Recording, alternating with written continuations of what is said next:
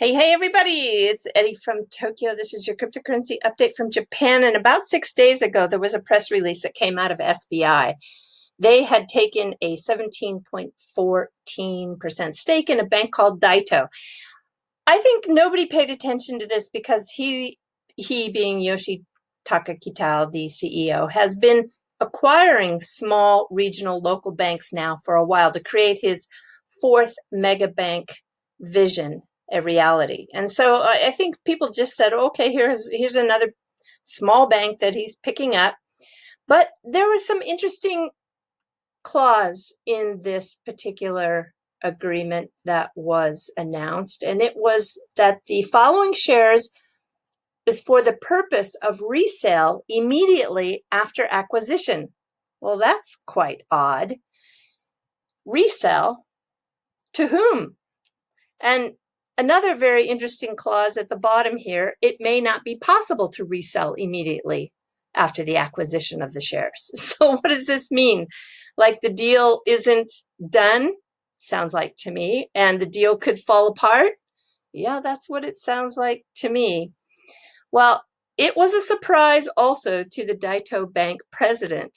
This is Takao Suzuki, and he's quoted as saying, "I'm surprised to hear about the change in the largest shareholder. I am willing to communicate with all shareholders by providing information, etc." And it was SBI, of course. They announced that for the purpose of the net investment. So that was the reason they gave that they made this acquisition, for a net investment. Okay, I want to remind everybody of something. In and around June 2nd, media all over the world, despite what some people are saying, there is no cover up here.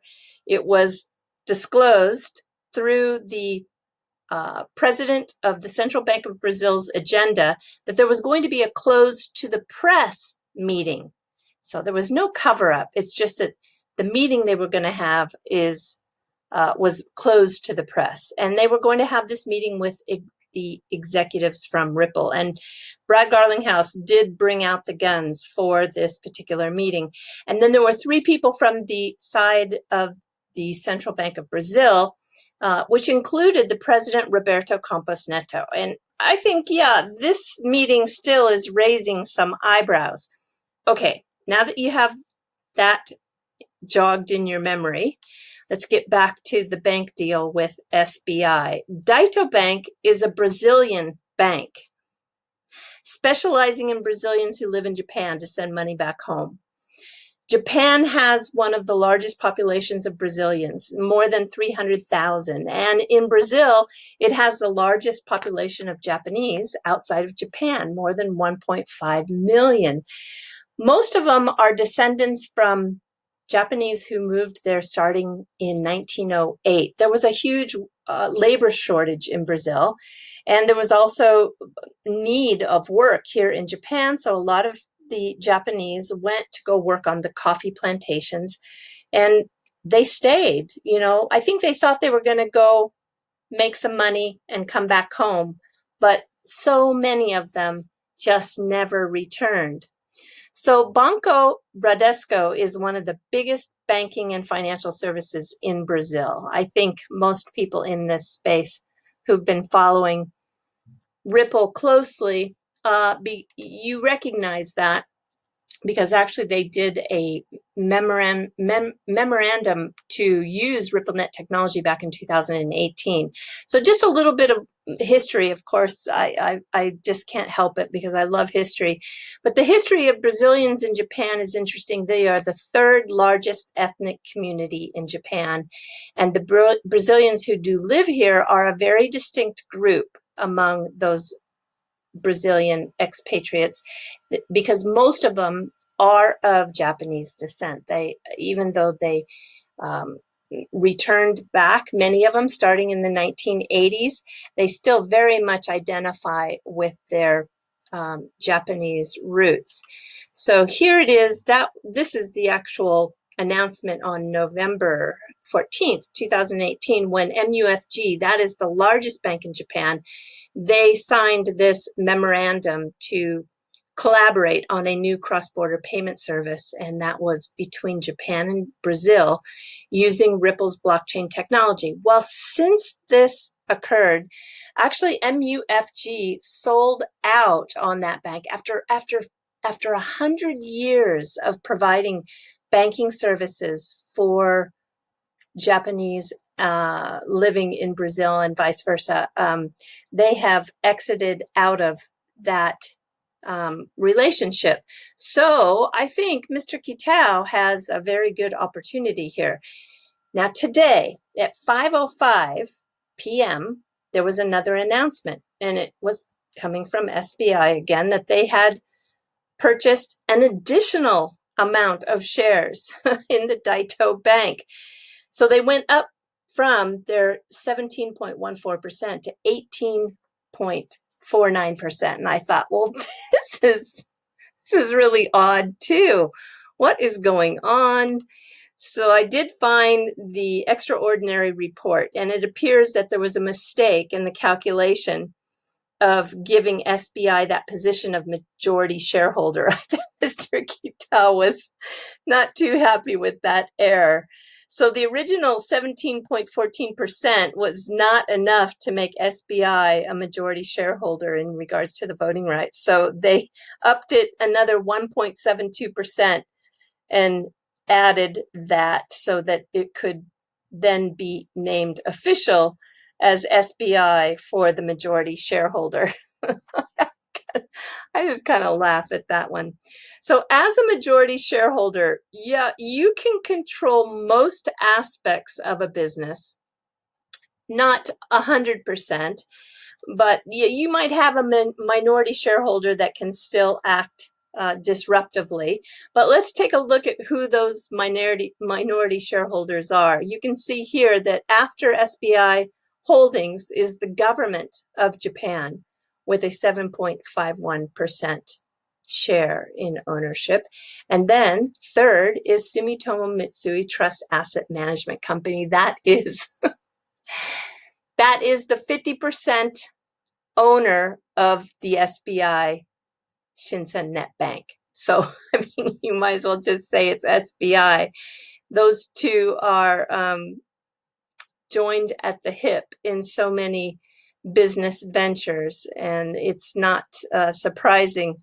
Actually, there was just a big deal. I'm not going to talk about it in this video, but there was just a huge announcement of a very deep working collaborative relationship that they're going to do going forward.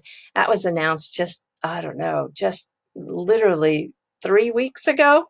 So there is a lot going on in this space. And Nomura, you can see here, they are a minority shareholder at just 2%. This is the company that Mr. Kitao got his start at. This was his first job out of university in Cambridge. And this is the company that liquidated, Prospect. So you can see this is after the first deal, not the second one that was announced today at 5:05, because still Prospect still had a few shares, and this is the remaining amount that was consumed by SBI today. Yeah, if we go back to that thing, you can see here that it says here that the 17.14 made things that, you know, SBI was not a major shareholder. Yeah, it needed to just be boosted that 1.72%. And now it is official that they are named the major shareholder, SBI Holdings Company Limited. Oh gosh, oh gosh, oh gosh. This space is just, yeah, just never a dull moment. And how much does the Daito Bank, that is a subsidiary of Bradesco, how much do they charge to move money to Brazil? Well, you can see that from their fee schedule, 2,000 yen, which is about 20 US dollars. And you can see that that would be deducted from the remittance amount. That is a lot of money. Of course, we know that using RippleNet, and if they put in the on-demand liquidity with the digital asset XRP, it's going to come down 70 to 80, even maybe 90% off that price. So how lucky are the people who are sending money home to Brazil that are living in Japan? How lucky for them for this deal. But the remaining questions, who is this bank intended for? You know, who is the intended owner? And a net investment, this is usually a target of a return that is set for kind of a period of time. So my guess is Mr. Kitao is probably going to build a very strong remittance corridor with RippleNet, and I would assume ODL, and then he will shop it, which is why he put the clause that it may not sell, because there's no guarantees that after he builds it that it will sell, but it is with the intention to do it quite quickly. So I cannot wait to see how this particular deal plays out. Yeah, I'm telling you, I'm having a lot of fun with this one. All right, really quick, just two more things, and that is, don't miss this. This is going to be the world's #1 3D virtual blockchain conference, June 18th and 19th. You can get your free ticket.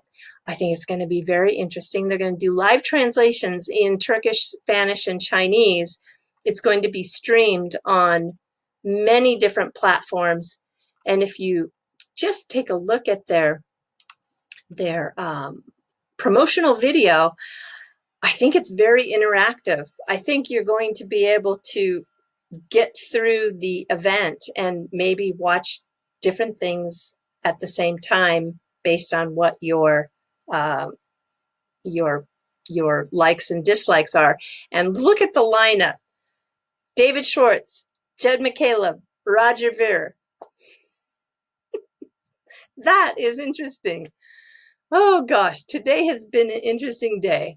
Yeah. And in just last one thing to tell you, I've had so many requests to do a informational video on XinFin. And so I started to do my research and I realized, oh gosh, I need some help on this project because there are a lot of moving parts. So I reached out to XinFin and they agreed to do an AMA, an Ask Me Anything. So I am pleased to tell you that that's going to happen. I got the confirmation yesterday.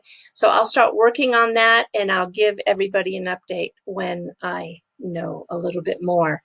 All right, everybody, we are jumping to the fluff. So this is a definite no for me. I'm opening up with kind of another little bit wacky for Japan, and this is ramen pizza. No, thank you. Nope, nope, nope, nope, can't do it. What I really want to talk about, though, is how the passports have changed in Japan. They have created this new inside page after taking images from the very famous Edo period hokusai. And I know a lot of you probably know this woodblock print artist, but you may just not know his name. This is actually the one that we're looking at out of that passport, and his blue is very, very signature for his prints. But the one that everybody would recognize is the Great Wave off of Kanagawa, and this is hokusai as well. Now, if you like this, but you don't necessarily want to spend the money on a authentic one that is from the 1800s, you can go to an area of Tokyo called Jimbocho. This is a treasure place for people who love vintage goods. And there's a lot of sellers that will do restrikes of the masters that did these woodblock prints during the Edo period. They're not expensive. They start maybe at $20, and for $40 to $50, you can get something that's very, very, very nice. So they really are a real woodblock print. The colors are fabulous. The quality of paper is excellent. It's just that they are restruck and made during the modern day era today, as opposed to being a wood block from the 1800s. I still think for the price, it is a wonderful value. And if you're a lover of vintage goods, oh gosh, the prints are some you can find, of course, but there's postcards, toys, magazines. This is an old Edo period map. There's lots of maps. There's books, there's travel brochures. Look at these old travel brochures. Usually they would have a map and some postcards tucked inside of those travel brochures. I think my favorite thing to look for when I go there are the old black and white photographs that have been colorized. This was something that was quite popular in the 20s and 30s, and I have a very nice collection, very collectible, very, very collectible and nice. So if you go on a sunny day, you will be able to enjoy a lot of the merchants who bring their goods out onto the sidewalk, and it's very fun. And this one in particular is called Hara Shobo. Don't forget, because this is the most famous place for foreigners, and it is by far the #1 place they are visiting. So Hara Shobo. This neighborhood's huge. I mean, you can spend all day here if you like this sort of thing. All right, everybody. Yeah, do take care. Sayonara for now. Bye-bye.